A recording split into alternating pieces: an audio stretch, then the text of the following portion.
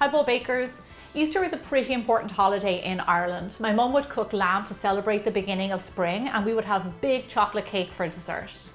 Now, one of my Bowl Bakers, Taya, reminded me of a cake I made a few years ago for Easter, and she makes it for Passover. It is a flourless chocolate cake. It is so good. It's like a fudgy brownie cake. The recipe can be found on biggerbolderbaking.com, along with lots of my other spring and Easter recipes, so make sure you check it out. Okay, let's get started in a large bowl. Add in butter and chocolate. So now what you want to do is just melt these two ingredients together. Now you can do this gently in the microwave, or you can do it over a bain-marie. So now this is lovely and melted. You don't ever want to get chocolate too hot because it has a tendency to burn. So like I said, just be careful as you melt it. Now into this, I'm going to add in some sugar, salt, and vanilla extract. And then just whisk all these ingredients together. So the reason that we're adding this in now before the eggs is so that the sugar can actually cool down the chocolate before we add in our eggs.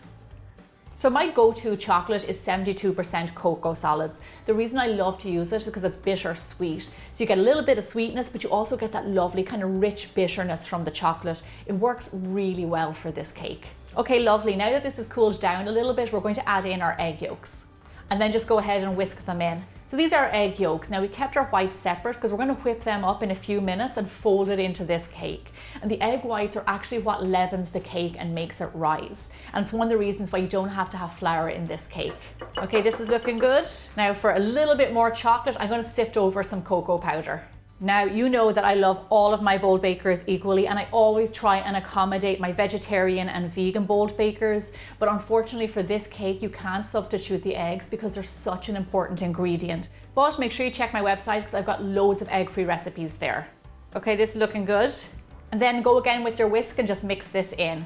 Now, a lot of people ask me about cocoa powder. I use unsweetened cocoa powder. You can use Dutch process. I find it can be a little bit bitter sometimes, but just use something that's sugar-free for sure so it doesn't mess with the sugar in your recipe. Okay, this mix is looking pretty good. I'm going to set it aside now, and we're going to whip up our egg whites.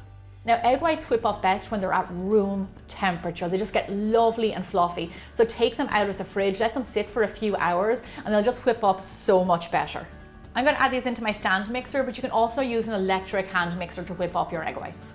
So now I'm going to turn my machine onto like a medium slow speed and just whip up the egg whites really gently. So here's a funny little tip I've never told you before, and actually the same thing applies to yeast. What you want to do is just wake it up gently for around 2 minutes, whip it up on a low speed, same when you're making a bread dough, and then crank it up and let all that air get into it. But those few minutes by itself on slow, just wake everything up and get them activated. So this is good, it's getting a little bit foamy, it's been around 2 minutes. Now what I'm gonna do is crank up the speed and just let it whip until it reaches stiff peaks. So here's a little secret of things that happen in kitchens. When I worked in a Michelin star restaurant, we used to make macaroons, and we used to leave our egg whites sitting out, not for 1 day or 2 days, but 3, 4, even 5 days at room temperature in the kitchen in the restaurant. And it just makes for much better flavor, texture, and they whip up so much better. I know it sounds kind of crazy, but I ate them and I'm still standing, and they were absolutely delicious. Okay, this is looking good. The egg whites have whipped up really nice and stiff. Now it's time to take this and fold it into our chocolate mixture.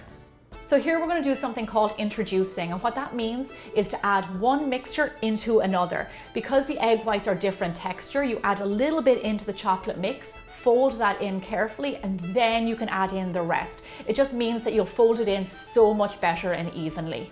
Now the aim of the game here is to keep all those lovely bubbles that you created, because that's what's going to make our cake rise. And one tip as well, I'm full of tips and tricks today for some reason, but one tip as well is to use a metal spoon with a thin edge because it won't knock out all of your air. If you use a wooden spoon or a spatula, they're kind of thick and chunky. You want to use a metal spoon.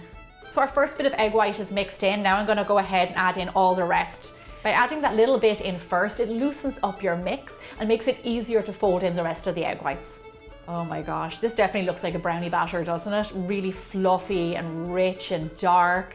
That's why I'm telling you, you want to use that bittersweet chocolate. It just takes this cake to a whole other level.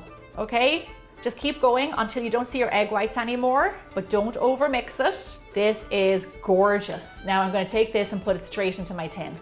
So here I have a 9-inch springform tin or a cheesecake tin, and it has been buttered and lined so we can get our cake out of there easily. Then just go ahead and scoop your fluffy chocolate cake into your tin. Look at how thick and gorgeous that is. Believe me, when you see this cake being cut, you are definitely going to want to make it. Flatten out the top with your spatula a little bit. As you can see, this makes a pretty big cake, so perfect for Easter or Passover when family and friends are around. And this cake is ready for the oven. Bake this cake off at 350 degrees Fahrenheit or 180 degrees Celsius for roughly 40 to 45 minutes. Now, just a little note about this cake, you don't want to over bake it. You want it to be all that fudgy, yummy chocolatiness in the middle, so don't go longer than 45 minutes. So while my cake is in the oven, I'm going to make good use of my time and decorate eggs for the top of my cake. Now these look so pretty for Easter. All you do is get a little bowl of water, and into this I'm going to add a little bit of blue food coloring. You can add any color that you want your eggs, that's totally fine. Or you want them lots of different colors, go nuts. Into this I'm going to add in a little bit of vinegar and some oil. So now the oil gives your eggs a little bit of a marbled effect. It's really pretty when they're finished. Okay, this is the blue that I want. Then I'm going to take some hard-boiled eggs, make sure that they're white-shelled eggs so it'll take the dye better, and dip it into my dye.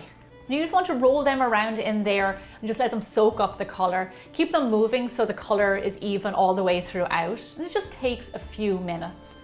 And you'll see the eggs take the dye pretty fast. There you go, look at that, gorgeous. And then I'm going to dip another one. Dip as many as you want. I'm going to do 3 for the top of my cake. As you can see, I made my eggs kind of look like robin's eggs, that beautiful kind of teal bluey color. But to give my eggs a little bit more pizzazz, I'm going to add a little bit of gold edible luster on the outside, just to make them sparkle that little bit more. If you don't have it, don't worry about it, they're still gonna look gorgeous. Perfect.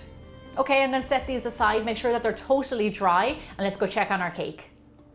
So my cake took exactly 45 minutes. Now come here to me because I want you to see exactly what it's supposed to look like when it comes out of the oven. If you press down in the center, you can feel that it's a little bit soft under your finger, which means that there is fudgy goodness underneath there. You don't want to overcook this cake because it will dry out. Then also the nature of this cake is that it will sink a little bit when it comes out of the oven. So if it falls or cracks even, that is totally fine. It's just what it does. It'll still taste great. Now I'm going to set this aside, let it cool down, and then we can decorate it. So my cake is on my serving platter. Now here's the beauty of this cake. It tastes even better when you make it the day before. Let it rest, let all those flavors marry together, and then you'll have it ready for Easter or for Passover. So here I have a bowl of chocolate ganache. This is great to serve on top of cakes and it gives it a really beautiful professional finish. The recipe for this can be found on biggerbolderbaking.com. All it is chocolate and a little bit of cream. So go ahead and pour it onto the top of your cake, and then just with a spatula, just move it around and run it over the top. This is my kind of cake decorating, something that doesn't need a huge amount of technique but still looks beautiful in the end. Gorgeous. There's our ganache. So to give the effect of creating a little nest for our eggs, I have some grated chocolate. I'm just going to sprinkle that in the center of the cake. It kind of looks like little bits of twigs. And then we are going to place our beautiful robin's eggs on top. Look at that. How gorgeous is that, and how simple as well. So if you think this cake looks good now, wait and I show you what's on the inside. Just check that out. What did I promise you? Brownie, fudgy, chocolate goodness. This cake is to die for. My favorite part of the job. So here's the thing about this cake. Cut yourself a big slice, pop it into the microwave for around 20 seconds, and it is heaven on earth when it comes out. The ganache is kind of melted. This cake is insanely good. No matter what holiday you celebrate, this fudgy chocolate cake is the perfect way to welcome the arrival of spring. Thank you so much for watching. I hope you enjoyed this episode, and I'll see you back here really soon for more bigger, bolder baking.